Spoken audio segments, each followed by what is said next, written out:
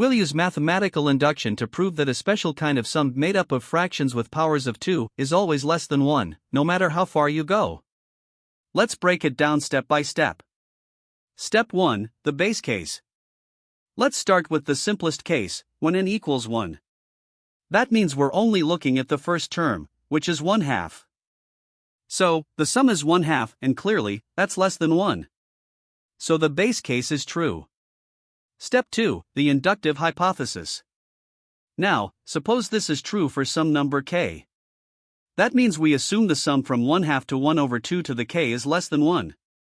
In other words, 1/2 plus 1/2 squared, and so on, up to 1/2 to the k, is less than 1. We'll use this assumption to prove the next step. Step 3, the inductive step. Now we look at what happens when we go one step further, from k to k plus 1. So now we're adding one more term, 1/2 to the power of k plus 1. That means the new sum, which we call s sub k plus 1, is equal to the sum up to k, plus 1/2 to the k plus 1.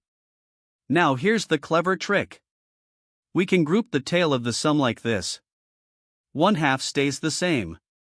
And the rest becomes 1/2 times what we already had. So now the total becomes 1/2 plus 1/2 times something less than 1. Since 1/2 times something less than 1 is still less than 1/2, we get 1/2 plus less than 1/2, which is still less than 1. So the next step is also true. Conclusion. Because the base case works, and each step leads to the next, we've shown that the sum 1/2 plus 1/4, plus 1/8, and so on is always less than 1, no matter how many terms you take.